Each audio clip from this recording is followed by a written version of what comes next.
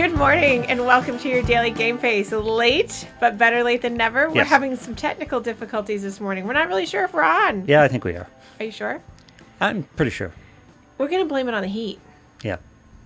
There were lots of power outages here. And did you have power last night? Yeah, I did. Oh, well, I did too. I had a flicker. Mm-hmm. My TV and internet went out. As far as I know, I did anyway. 10 o'clock. Oh, you didn't? Oh, yeah. No clocks blinking this morning or anything like that. Yeah, well, we had a quick flash and some transformer near where we are went out and blew out like the whole area.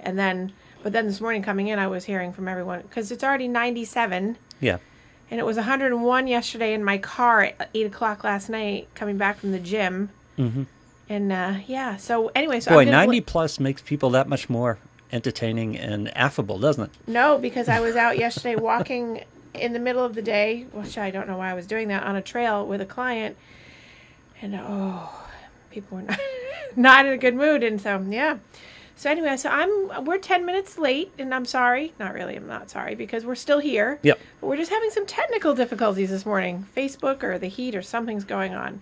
Well, the streaming wasn't showing going up on my end. And then I just said, screw it, let's go live. And looked at the page, and it was up. So okay, well, it's up on the page. We're up. We're up. My monitoring system doesn't work, but it's up on the page. So okay, that's what we're going with. This is okay. And hopefully everyone can hear us. If not, then you're going to hear it after because it will get posted up after. Yes, I'm recording this too, so hello. In case we have issues. Good Wednesday. I'm like, good morning. Good morning, good Wednesday. And it's a hot one here in Boston, Massachusetts. It's going to be 100 and something crazy degrees today. This is the last day, they say, of the heat streak. We had the hottest day in June on record yesterday. Really? Did you know that? No, I did not. You usually know these things. Well, I don't know. Lackluster. I got things going on. Yes, everything. So it's a scorcher. You what? It's a scorcher. It's a scorcher. As they say in Boston, it's a scorcher. Mm-hmm. You like my accent? It's going to turn into a New Yorker. Yeah. It's a scorcher New Yorker. It's got a little mix in there. I know. Yeah. It's like when my husband will do like an Indian accent because he's telling like a story and he's like, because you know how people would just break into like the accent and it ends up being like something totally different. Like, it's Irish, it's French. It's like, where'd you go? I'm like, who were you with? So he's like, I don't know. Some of us don't do dialects well. Yeah, he does them really well, but it just, they cross over. Yeah. I do not. I sort of do, but anyway. I got a southern one. But that's about it. In acting school, I trained for a southern one because I did Cat on a Hot Tin Roof, and so I... Did you? I did. Wow. And so I had to do a very heavy southern accent, because you had to talk really down south in the y'all. Yeah. Y'all brick. Remember Cat on a Hot Tin Roof? A little bit, yeah. Oh. I've seen it. Talk about timely about people back in the day being, like in addiction and relationships. There's a play for you. Great play. There's a good relationship play right there. Yeah. It's a very entertaining relationship play. The relationship between three people and booze. Yeah. If you remember. But anyway, exciting week. We launched the Human Baton, last week on the 21st.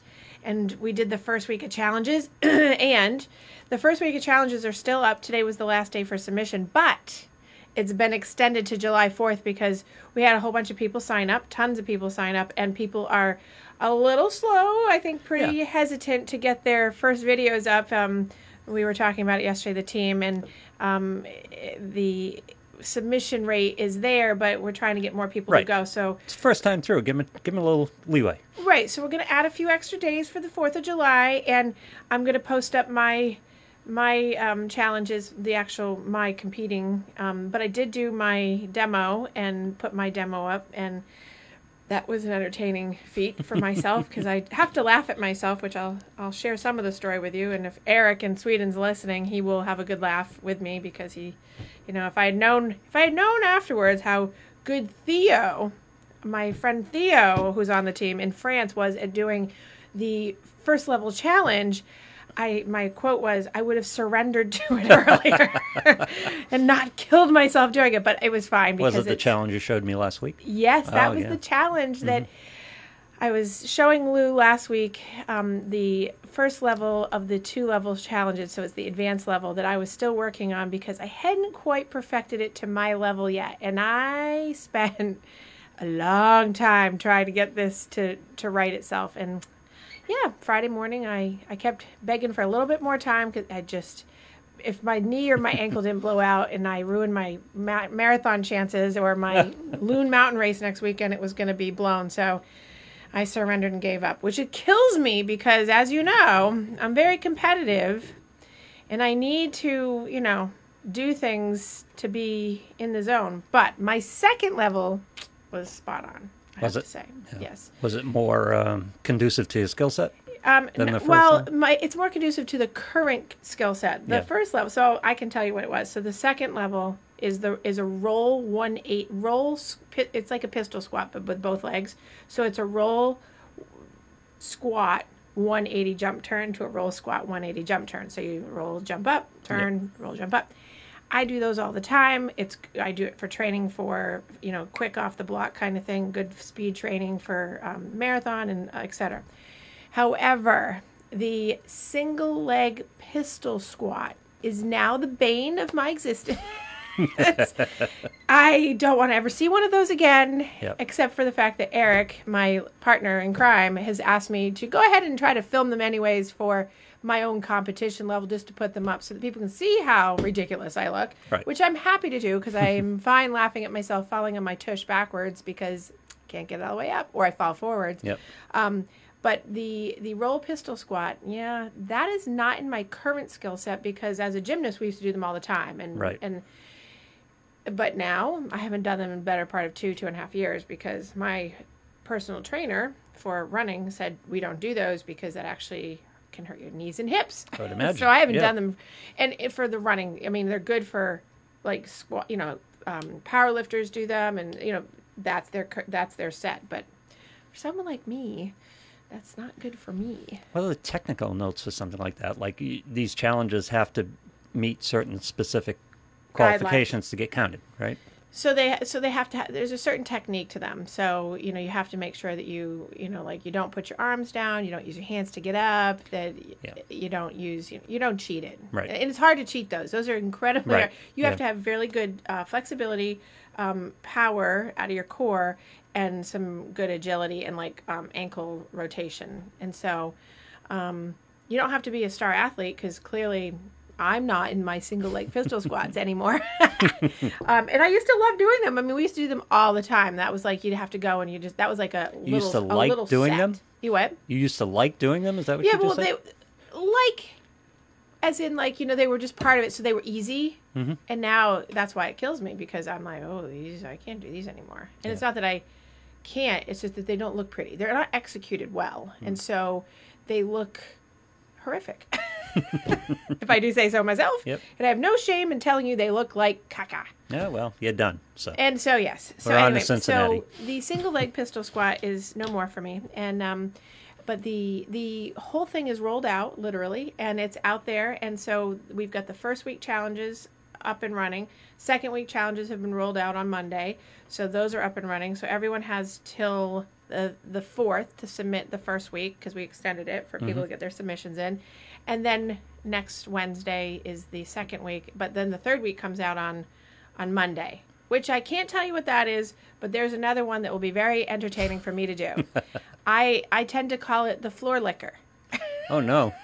That's my words for it, because that's what I always called it in the gym, the floor licker, because the accountability for me, falling on my face to lick the floor at least once during it was always there. Yep. We should get your videos and just post them on the show here. I could do that. I could absolutely get my videos and post them up on the show. I would be happy to do so. I have no problem putting it right out there of all my terribleness and my tries, because that's really what it's about. So this is one of the great things about it, is that I think a lot of people get down, and one of the reasons why people don't like to post or say, you know, it's because you're exposing places where you have vulnerability. And it's like, I don't know if it's because of the age I've gotten to, but it's like after 20, it's like, well, you know what? Who cares? Right, exactly. Yeah. Like, you know, it's like, well, what does it really matter at the end of the day that someone's going to judge you for not being able to lift your tush off the floor, which I find funny because I do. You know, gravity gets you. People always say, can you still do all the tumbling? Well, at my age, and it's not an excuse, at my age, not like I used to, but certainly I go out and try. I see stars afterwards. Yeah. you know, I do like a round-up back handspring and like do a layout or something, and I'm definitely seeing stars. Right. Or my wrists are going, oh wow, you gained weight. You know, because gravity takes over. Sure. So it's one of those lovely things, you know. So, but the Human Baton is out there, and it's exciting, and we have a whole bunch of really cool stuff coming.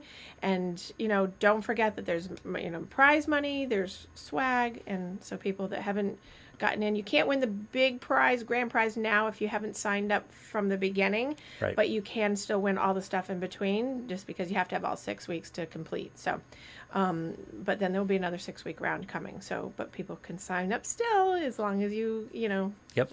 can get to your computer and sign up. So it's thehumanbaton.com/challenges for the challenge channel, and you can go there and you can see me rocking and rolling out there. And maybe Lou, I'll send you my video so you can post it up there. We'll see if we can get them up there. Yeah. Are they posted on the site at all? Huh? Can you see them on the site? Well, you can't see them on thb.live. You can see them on the challenge channel. So when you go to the challenge /challenge channel, you can see the rocking and rolling Okay. of the Roll 180 and the Roll Pistol Squats. Right? So super fun, having the best time. Great team. Love my THB family. So we're a cool tribe.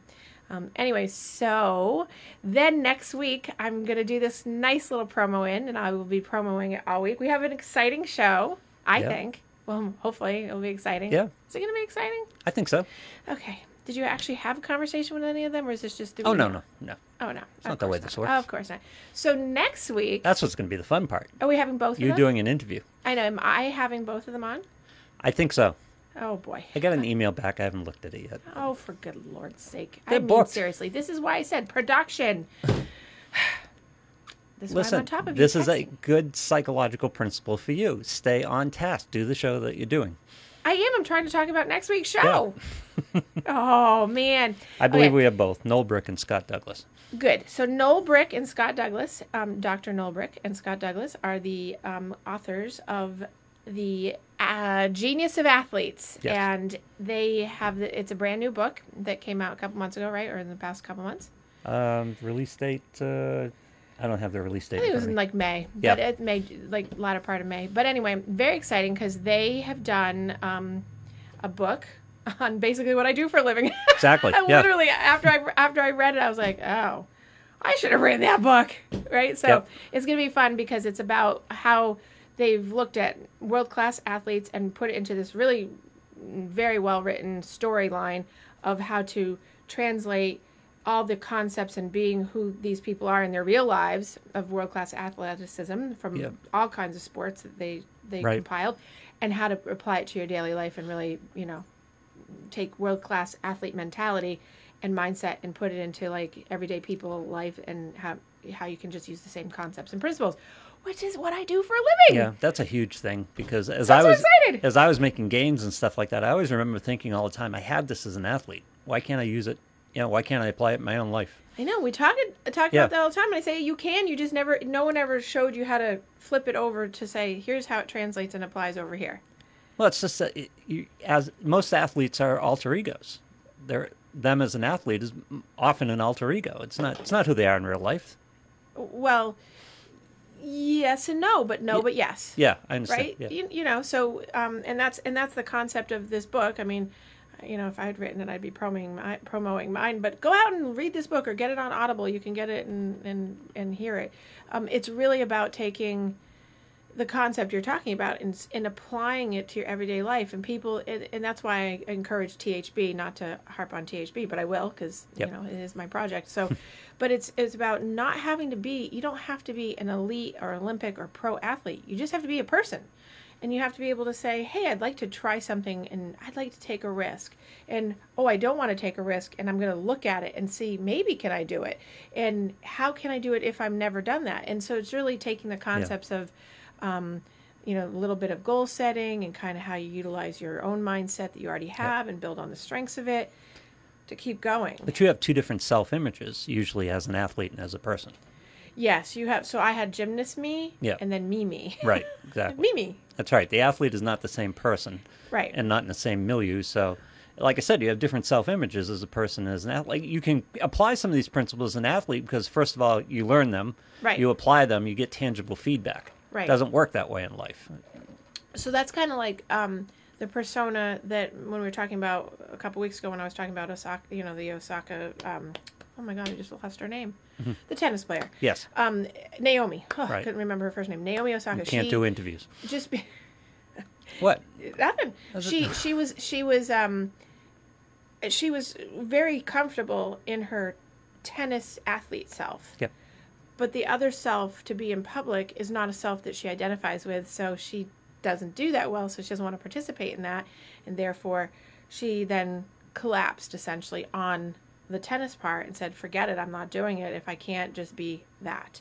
So that's that strange conflict that does come up for many people in the sport because of the forced issues that you didn't sign up for that sort of come with the sport that you're in, that if you're at that high level.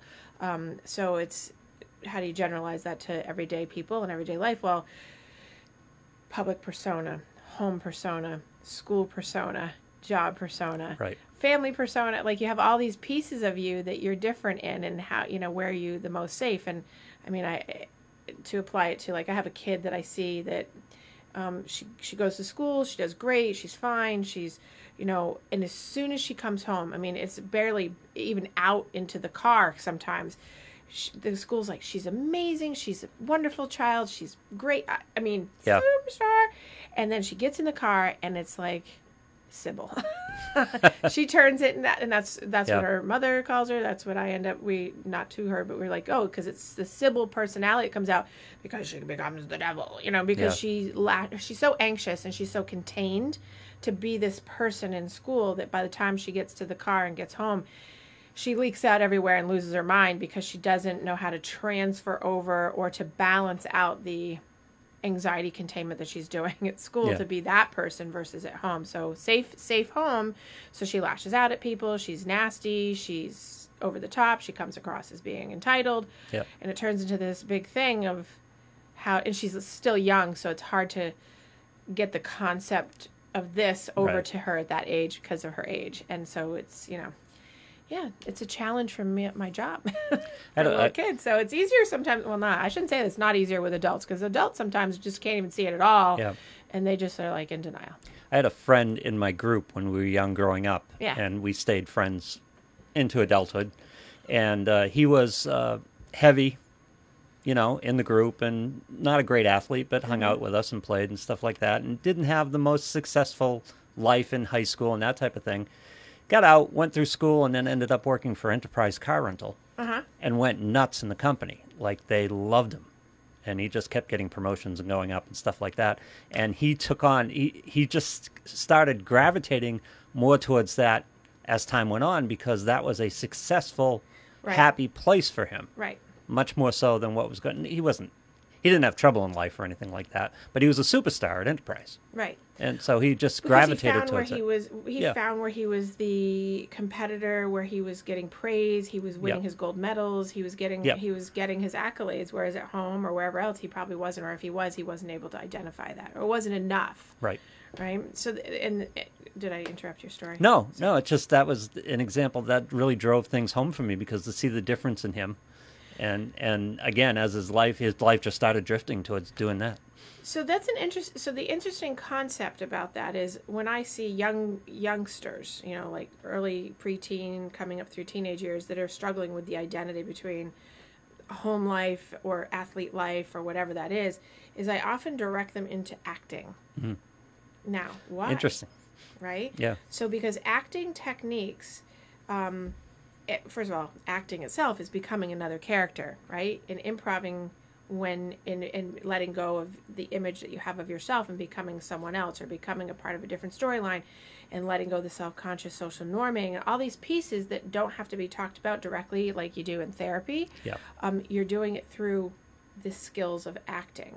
So I often get parents to enroll their kids early on in an acting class, or I think I feed her all the programs in the Boston area for the acting programs in the summer, because I try to get kids that are struggling with their, just their self-esteem and their feelings of self-worth and identities, kids that have been bullied, because acting school or kids, like, they all provide a really good environment for where you can really be yourself, but you're doing it through another character, but it's kind of getting in touch with all those things that you wouldn't be able to, because you're covering them, because you have to do this certain thing when you're in school, or as an adult you have to be this certain way at work, you have to be this certain way at family events, you have to be, all these expectations that get put on you. And it's, that's one of the things I always tell my over 20 somethings, and I started the show that way. I said, one of the what are the biggest expectations that women can let go of after they're 20 is the expectations of what other people have of you, because the gender, here we go,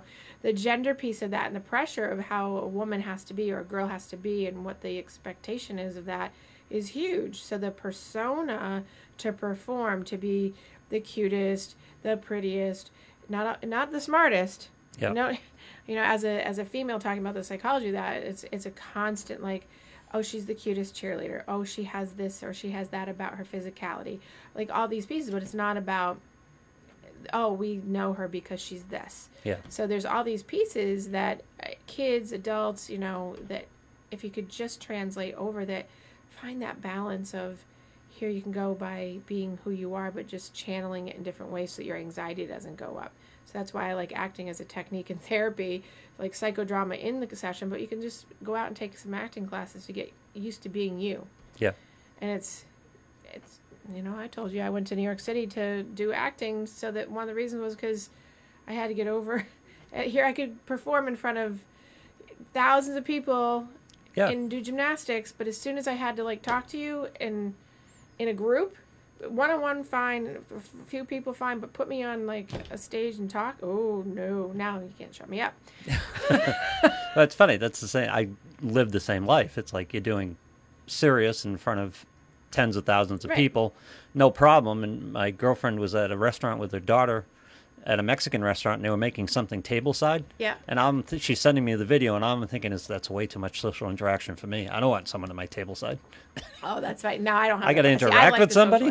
No, See, I like that, so I don't have a problem with that now, because I always like that. But it's just about, like, it was the judgment. It's people worry, and I have no problem talking about that personally. Is we all, including me, I was specifically raised to be worried about what everyone else thought.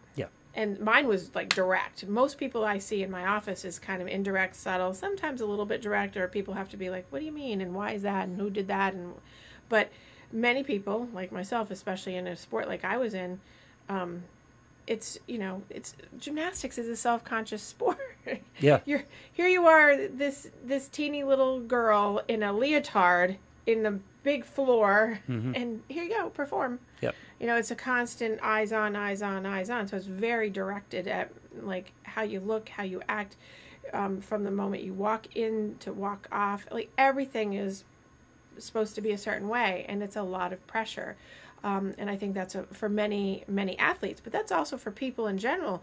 Like, you have to be a certain way in your job. You have to act a certain way when you're at school. You have to be certain, like, it has to be. You're supposed to be. And it's a tremendous amount of pressure that often sabotages people, because you build a storyline on top of the have to be, that was supposed to be, the expectation, and you end up getting into the perfectionistic pieces, the things that just aren't possible. So really reframing your head around, which takes a lot of work to really work on. Just, practice doesn't make perfect. So it must be a week or two of throwing certain people in my family under the bus. I used to get told in the gym all the time, because I had coaches that were my family members, that, perfect practice makes perfect.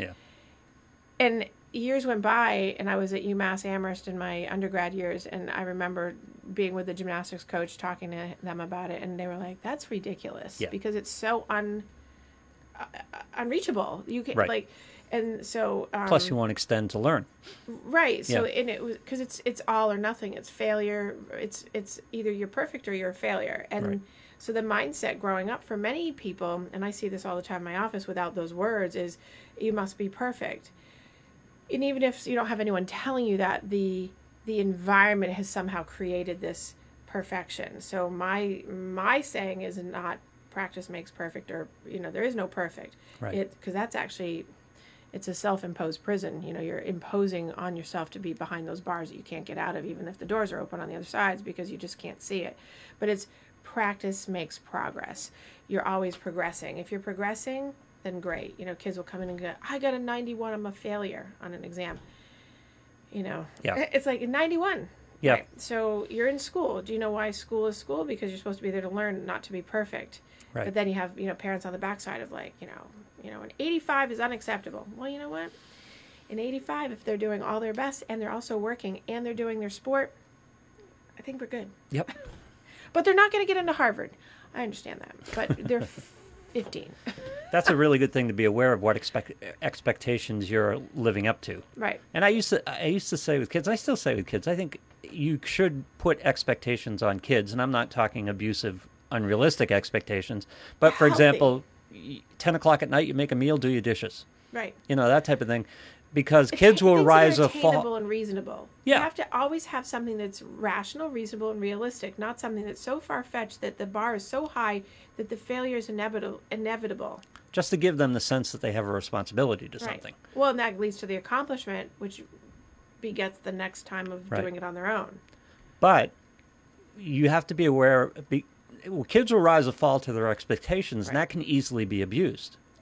Right? Mm-hmm. So you have to be aware of what expectations are driving you, because I remember doing, it was a few years back, we were doing a live show, and I don't do a lot of live stuff, and they said, can you go up and introduce the act and do a few minutes? And that was a kind of a stretch for me, because I hadn't done it. Did you have to do a few minutes of comedy? No. Oh, well, no, I wouldn't call it. I was going to laugh. I wouldn't call it that. But it was one of these things where I said, well, it's okay, because the audience expects me to do it. Right. When I'm on stage, they're expecting a host. They're expecting, right. It's like what I do here. People expect certain things. So you got a mindset going. Yeah. And the expectation I didn't like in that scenario was that guy making me the guacamole or whatever the hell he was making is going to want to converse and God forbid the guacamole at the table side. He wants me to show him I'm entertained, and it's like, really, I don't care. Ooh. No, I don't. Do you? I mean, well, I do sometimes. It just depends. Like, well, now, so for instance, I mean, we're going to go off the topic for just a second, but not really. But like when I go to my favorite Japanese steakhouse, yeah, I love Jimmy. Jimmy is my Japanese steakhouse chef. I've seen him do it so many times. He literally comes over to the table. He looks at me. He looks at John. Says, "Hey guys," and he goes through the whole thing. He knows we're not really paying attention, but he knows that we love what he does. We talk to him and whatever. Yep. But we're really not paying attention. But if we were with people that hadn't been and whatever, then sure. Right. But it's not really a thing. So I get it. But you can focus. You can pick the expectations that you focus on. Yes. Yes. Yeah. And so that with an athlete, when you're on the field, when you're performing, you have expectations, right? Yes. You're performing to expectations, but you have confidence in your skill set to accomplish them. Sometimes. Yeah. I mean, sometimes. Sure. You get nervous, you get stage fright. Right. If you're not sure about what you're doing. But right. Generally speaking, as an athlete, you have a better skill set to handle some of the stuff that you do in real life.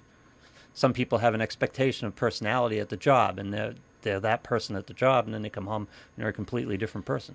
Well, and that's one of the things that so talking about applying the modern day sports psychology concepts to real life, everyday life is just that example. Is like a person goes to work and they perform and they know the expectation, and then they come home and then there's totally this other person.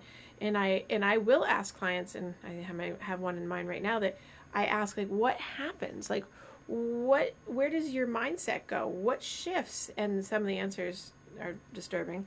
And so they're not worth going into because it's sort of, wow. But they're not good. They're not healthy because you get different results. It's like it doesn't matter. So they have, there's some role ideals in their mind. They have very specific roles of who they are versus who their partner is and what their kids' roles are. And so it changes as if it doesn't matter as much because they're not getting either the praise or the accolades like they feel they should, or and things like that. So it's like the tweak of the narcissistic piece is that the ego isn't being driven at home as much as it's being driven at work. In some cases, not all, but in some cases that's really common, that I see that someone will be very high producing and very much present at their job and then come home and do nothing and be like, well, I worked. Yeah. Well, that's good. Yeah. And then we have this whole other part of the day. But the producing part is that you have every part of your life has production. Every part of your life has meaning. Right. And that's a hard concept. So I liken it to working with veterans who've served in theater, right? So sure. they're not in theater, but right. In wartime, they're in the war zones and they are serving and they've seen crazy things or whatever, and then they come home. And so, I mean, this is I always think is the ultimate extreme example of this example is who they are there versus who they are at home. Yeah. And to make that shift and the turn switch of, okay, I'm this person who had to save lives or had to be on the front line, or there was something always going on that was dependent on me. It was life and death, really. Yep. And now I'm kicking a soccer ball with my 4-year-old. Yeah. And there's nothing exciting or adrenaline pushing or and so I see a lot of veterans, as you know, that really struggle with their identity of who I was over there versus who I am here. And it's kind of like the dissociative identity disorder, even though it's not, so don't everyone ever go, right, oh my God, that's not the same.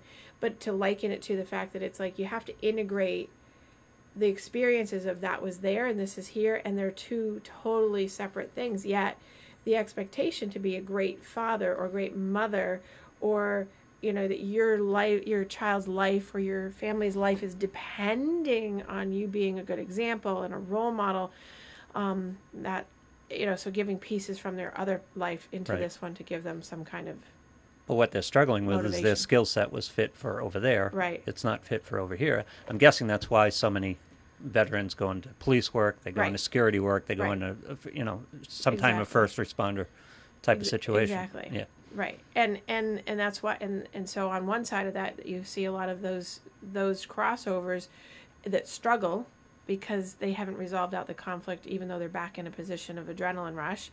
You see the conflict of power Mm-hmm. that gets that's not resolved. That's like trying to act out, because it's very different. Civilian policing versus fire versus when you're in Iraq. Right. Yeah. So it's this constant shifting and balancing of what the reality is, what the reasonableness, what's the rationale of being present in your moment, but using the concepts of, do you want to be successful? What is success?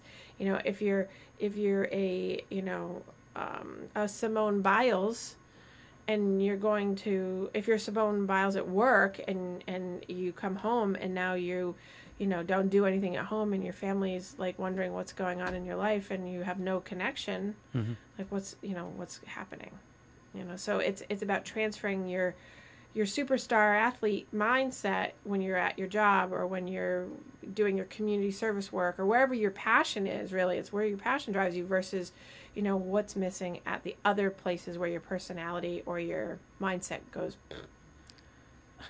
So do you start with those other places and your interaction with those other places? Do you start with building a sense of self that can function in those places? So it's dependent on the person.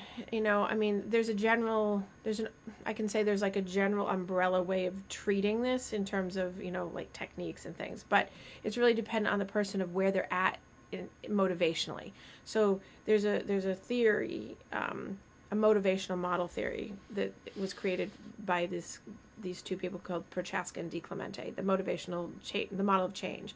So people are either pre-contemplative, which means they're not looking at changing at all and they don't care and they're just done. They're like, I'm not even thinking about it and don't tell me about it because I don't want to know. And I'm, people come into my office because someone drags them there and they're like, there's nothing wrong with me and I'm never coming back. That's, yep. Which is rare, but it happens, But then there's contemplative, people who are thinking about it. So if they're contemplative, so you assess, where is the person in this line? Are they pre-contemplative, so that you're out? Contemplative, yay, we've got to start, right? They're in pre-planning mode. They're in action mode. They're in maintenance and taking care of themselves mode and really working at it. Or they're in like failure, relapse, and we're not going to do this and go back to pre-contemplative. So the techniques are great across the board, but you have to find out really where that person is in their in their chain of the motivational model, and then figure out, or the person has to figure that out. So for all the listeners, are you contemplating change? Are you wanting to be different? Are you wanting to bring your success from one place, or your way of being in the world from one place into another? Or you want to get them more balanced, or whatever that is? That means you got to find out, are you already in the action planning stage? Are you getting stuck there because you're setting too big a goal, not micro goaling, not, you're not mini goaling. You're like looking at the big picture 5 years from now versus like, what do we need to do for the next 2 weeks? Or are you in like the full on action stage? So it's really dependent on where they are. And then you add in some techniques that match the stage where they're in, and assessing that. And if you don't go to therapy, or if you don't have someone life coaching you, and you're listening, then it's about, you have to self-assess. Where am I at? Do I really want to change? Do I really need to change? Is it impacting other people around me? That's often a question that people don't ask themselves. How is my behavior impacting someone else? Their role in what's going on. Right. Yep. Instead of like, oh, how's, I'm fine. Everything's fine. Yep. I'm good. I'm happy there. I come home, and what's the problem? That's not usually, the outsiders around you are usually going like, this is a problem. Yeah. So it's really assessing yourself for where you're at, and then adding in like, okay, now here's where we add in a goal, something that's purposeful, something that has intention, something that means something to you to make you feel like you do at work. If you don't value, I have a couple people I see that don't value they love their family, but they don't value family the way that they value the life at work, and for a variety of different reasons, and getting that to balance. And it's a struggle because they love the feeling of being at work, love what they get from it. They get lots of kudos, they get bonuses, they get perks, they get all this stuff, and people are always like, all hail. Versus at home, you actually have to do dishes, and you actually have to get up and help, and you have to do for your, and at work everyone waits on them, and everyone's doing for them, and at home, now you just, you're just a person, nothing extra special, and that performance, think about athletes, people who perform really great for coaches or themselves or their families or whatever. There's this very balanced mindset around like how important they are to themselves, how they are to other people. It's not just like, it's about other people. If they don't care about me, I don't care. Yeah. And that's, you see that a lot on sports teams. Like, if someone gets benched all the time and they're not playing, well, by the time they get out there to play, you see like, lackluster. They're like, I'm not being picked to play all the time. Yep. And I, my thing is, everyone on the bench is just as important as anyone on the field. Everyone on the sidelines, if you're injured, you're still there. You're still part of the team. You're cheerleader. Your cheerleading and cheerleading being not like pom-pom cheerleader. Right. You're there to motivate the team because you're still a team player. And that mindset is same one you should have in family. Same one you should, and I use should loosely, but you should have it in family life. You should have it in your, your activity life, whatever it is. You have to bring that mindset across. And that's what I think, given that I've now read the book that I'm going to be talking about with them next week, that's one of the big concepts is it's got to be across the board, and how you can really implement that.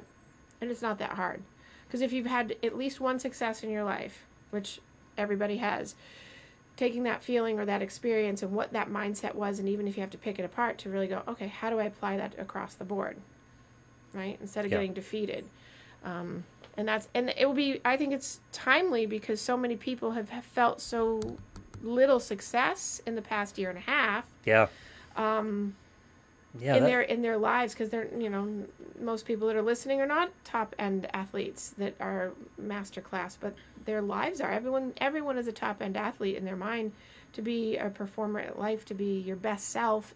And how do you get there? Yep. How do you not fall short?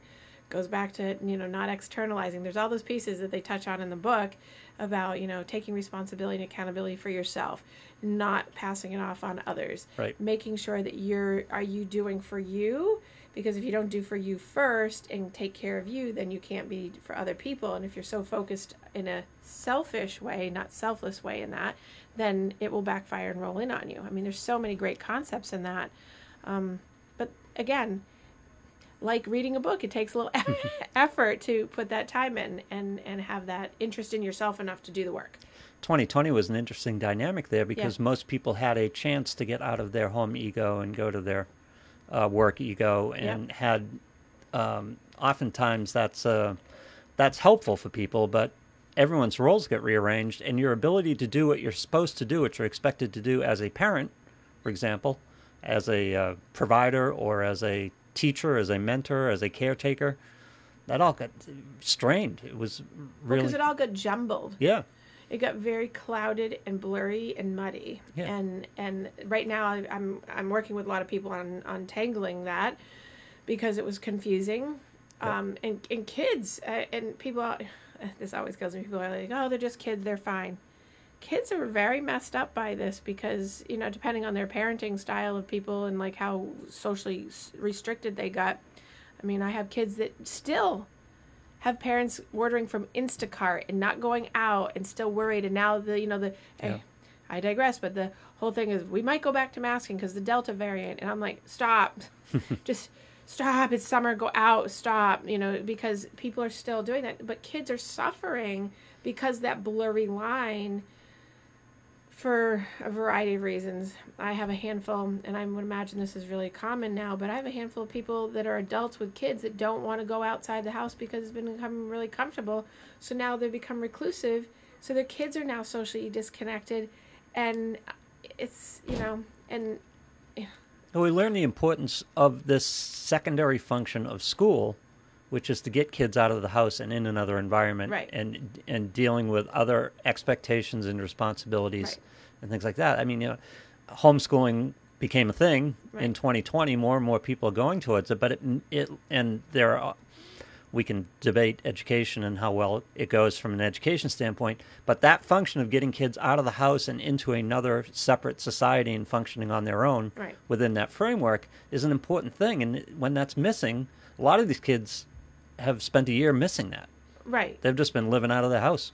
Right. Because the school environment is really the mimicking, at least in our culture, of going to work. Right. So if, you know, the adults in the house aren't going to work and the kids haven't been going to work and they've been doing it all at home, and then they lack the social connection of the elemental, fundamental building blocks of social skill building that adults technically are supposed to have, and right, when they have children, they're supposed to be teaching that. Interacting with other people, right? All those rising to expectations, having responsibilities, those right, type of things. Accountability, not externalizing, all those things they're missing. Then we have understanding the big one, understanding that there is more to life than you. Right. Oh, really? Yeah. That is a novel concept for people. Well, especially kids. Well, yeah, because the spotlight effect, the phenomenon of the spotlight effect is now around 10, 11 years old. I'm finding it starts a little earlier these days in my practice and goes all the way up until, you're 17, 18 years old, unless you're a narcissistic kid, and then you become even longer with it. But the spotlight effect is a psychological phenomenon where everyone at the base, as a teen or preteen, thinks that the whole world revolves around them.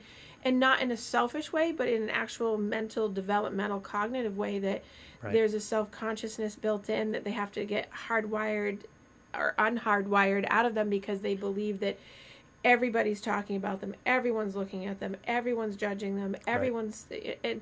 And I always say to kids, always say, if you're doing that and other people are doing that and it's an actual, like a phenomenon, how many people are really looking at you? How many people are really talking about you? Because they're all worried about themselves. So, and really great self-aware kids usually giggle at that and have a moment of, Once they realize that there are other people out there, which leads to the next concept, which hopefully kids experience, is you get into a team sport or some kind of activity that means that you have responsibility to other people. Right. And that's a part of your life. Right. Right? The ability to, not everything is about your outcome.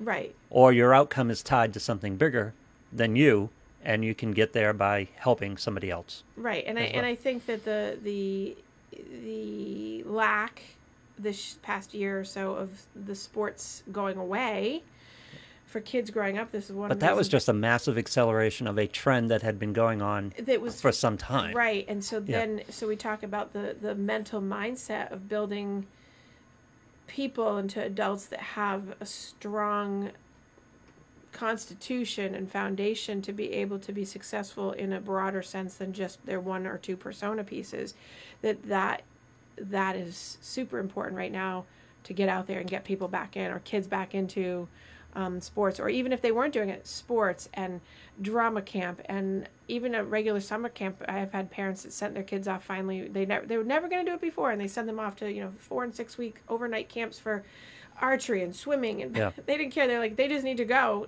one, to relieve them, but also like they knew, I have some really great parents in my practice that were like, we knew that my 10-year-old and my 12-year-old were like cuckoo crazy in their heads because they had been so disconnected, and they parents were like, I would never have sent them before to those kinds of camps, but because I wanted them home, we had summer plans, but they're like, now, like, go and do, because they knew that you can't have your kids sitting at home in a room, right, and not being involved in doing things. And no one has to be, because it feeds the biggest problem, that athlete. Spotlight effect, that everything revolves around me, and lack of responsibility to your family members, or going beyond society in general. Right. Yeah.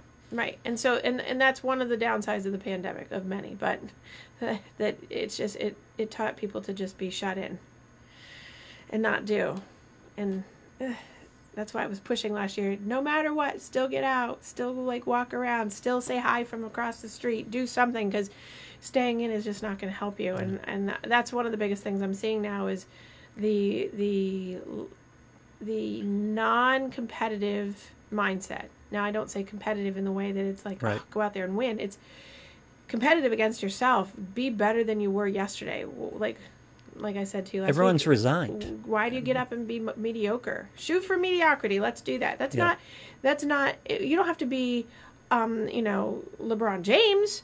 You just have to be your best you. And if your best you is that you got up and you didn't put anything on besides your pajamas, and you didn't brush your teeth, and you stayed in your bed and you did work from bed, this is not your best you, because that's shortening your life. I mean, there's so many, it's unhealthy. It's nutritionally not sound. It's, Yeah. And many people did that. And some to a minor degree, but there's many people that now are in really bad ways because they've done that. And it's not a good, healthy way to be. If you already had that mindset of mediocrity anyway, right, and you were telling yourself that you were way more than mediocre, but your actual production was mediocre, then there's a continuum. Everyone has to fit somewhere on the continuum. There's going to be very few people at the top of the hill, lots of people in the middle, fine, and then there's going to be a lot of people at the bottom of the hill. But the point is get above the middle ground. Well, you stop collecting that boost of a win to keep the competitive theme going. Right. And a win can be, geez, I cleaned out the closet today, or I cleaned out the freezer. Which is the best feeling in the world. Yeah. But Trust me, I know. Or you get up and you put 2 or 3 things on a to-do list and get it done, even if it's a phone call, even if it's, I got to deal with this, well, go deal with it. Right. Just get it done. And then you get that little adrenaline from a win, and you start building, you start understanding why you chase the wins in the first place. Right. Well, and I think that's where I think the guys next week will agree with a lot of the stuff that I talk about here, is that it's like building wins in your life. How do you build wins and then capitalize on them? I mean, they might not use that same language, but it's really about building. Well, first you have to understand why you want the wins. People have forgotten why they want the wins. And that goes back to, what's your why? Yeah. Why is it because I want money? That's not a why. That's a result of what your why is. You want, like, why do I want to lose weight? Why do I want to, we'll go with that. Why do I want to lose weight? Not because I want to be skinny, because I don't want diabetes. I don't want heart disease. I would like to live longer, or maybe I don't, but I would like to at least not die painfully. Yep. I would like to. For me, I got to that age where it was like, I want to be able to walk in my 70s. I want to be able to get around. I want to be physically capable. Right, and it's the why is about, I want to feel good, or I want. It's not about being skinny. That's people always say, well, I just want to lose weight so I can be thin. Not a good because that's a shallow, and not saying that derogatory. It's a shallow, meaning it's just not having enough depth of goal to get to. It means it's that there's no buy-in. There's not enough purpose to say, hey, I want to feel. I exercise to feel good. I don't exercise to be 12 pounds. I exercise so that Some people, I exercise so I can eat more. Well, I exercise so I can eat the things I want without having to worry about gaining 500 pounds. Right. That's fine, but you have to be able to do those things and not give up. I mean, it's so hard to see young people like that are way overweight and struggling with that and can barely walk, and then externalize it all that, oh, well, it's genetics and it's this, and it's like, what's going on? Oh, we have someone outside. Yeah. But why? See, you've got kids like that, and you wonder why they don't have motivation. In other words... Well, it's role modeling. Well, yes. But it's also that weight isn't keeping them from anything that they want to do. Right. Because a lot of things are being provided, first of all. Well, right. Yeah. And they don't have to. They don't have to, exactly. They don't have to, and there's no one holding them to accountability because there's no one being accountable on the other side because they're usually similar. Right. I used to say during, Michelle Obama's administration, they were talking about school lunches, and they were talking, they're taking Doritos bags out of the vending machines at school. That's not the problem. Right. It's the family-size bag and the 2 liters of Coke at home. When they get home, that's the problem. Well, yeah, and so, as I do the nutritional, integrative medical piece at my work, there's oftentimes, I do a food evaluation because how it impacts mental health, right? And when I do the concept of calorie deficiting and all that stuff, it isn't to show people restriction or anything like that. It's about, you have to be able to account for, okay, you may have had 3 meals today. You may have gotten up and had a yogurt and a banana, and then you had your salad and your chicken, and then at night you had your vegetables and your piece of steak and your potato. But what did you have in between? Because oftentimes people will say, well, I didn't eat anything else. Yeah, you had 3 crackers and cheese, you had an apple, you had half a candy bar, you picked up 2 pieces of Jolly Rancher, you had a scoop of ice cream, you had 3 potato chips, and then you ate a sleeve of Oreos, but those don't count. Because the people that do that have that mindset of, that doesn't count. Right. Well, now the calories in your head that were supposed to be around 1,200, now here we go back to diet, right? Yeah. Here's the mindset of a world-class mindset isn't about lying to yourself. A world-class mindset is, I'm accounting for everything in my life instead of going, well, today's the day that ends in Y, it's okay because it's a cheat day. There's no cheat days. Every day counts. Every moment counts. Everything counts. There's no cheat days. Everything goes in. You own it. If I eat pizza today, which I do once in a while, I own it because why would, I'm going to just cheat. No, I ate it. That's what it is. This is exactly what we're talking about, because that accountability is what you develop as an athlete. It's what you develop in school. In other words, when I did the weight loss thing, which is why I think weight loss is it gives you such a great skill set to attack everything else. Mm-hmm. Because if you're doing it correctly. Yeah, because you set these micro goals. It's like, well, the first thing I always tell everybody, the first thing is account for what you're eating. Mm-hmm. See how much you're actually eating. Download the app. Do that today. That's all you got to do. Right. I don't care. And then learn how to use it. Put a meal or 2 in.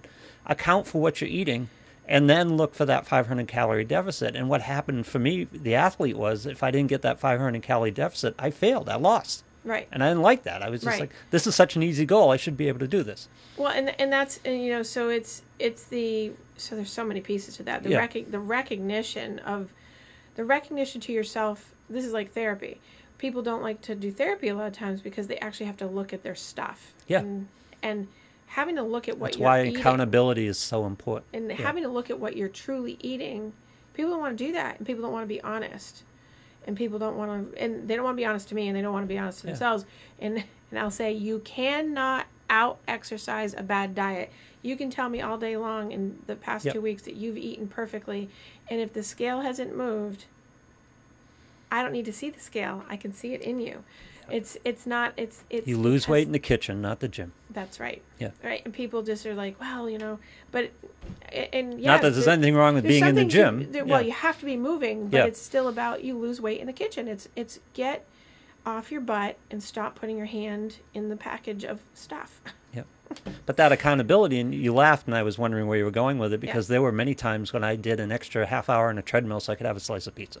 And that's what I'm doing. Do that, and certainly, I absolutely will do that, knowing that I will stack the deck, because it's a psychological phenomenon that we do, and also my lovely bringing in gymnastics because we were trained to be crazy. Yeah. So, but oftentimes because I'm aware of the whole process and I know that it's like that, I actively know not to do it, even though I do it, and then I cognitive behaviorally go, you know what, you don't have to do that, because there's days where I don't do the extra and be like, I'm still gonna have that anyway. Yeah.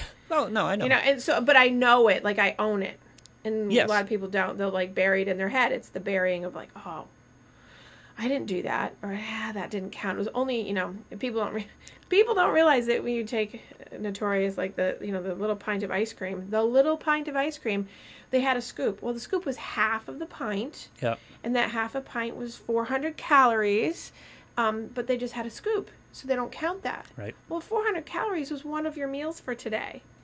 So there's your calorie deficit that at 10 o'clock at night you just ate, and now you're going to bed on it. And people, it's about really getting accountable to yourself of what you're doing, so that you can feel good. Because the better you feel, the more motivated right. you are. The more motivated you are, the more likely you're going to have that world-class mindset of success. You're going to be able to say, hey, you know what? I'm going to take today off and not do those things because I'm going to give myself a break, because tomorrow I'm going to... Yeah. You drop the 5 pounds, you get the extra notch on the belt, you look in the mirror and go, hey, and those are all things that keep you motivated. Right. But I did a lot of strategizing and a lot of, I used to describe it as my quote-unquote diet was not eat stupid 100% of the time. Mm-hmm.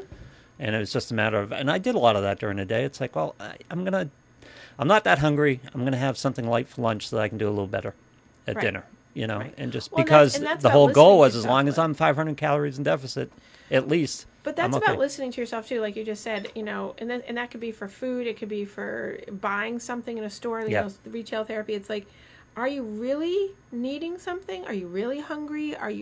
Because likely, I call it the elephant in your head. You have an elephant that's going to steamroll you over to be like, I'm bored, so I'm going to eat that thing. Well, those Cheetos and those crappy, junky things wouldn't be in your house if you didn't buy them. So when the elephant comes stampeding through your head to go, I really want something to eat, you're going to be able to pick up an apple. You're going to pick up a carrot stick. You're not going to reach for a bag of pretzels. That's such a big one. Just don't keep stuff in the house. Right. It's too easy. It's just too easy. Right.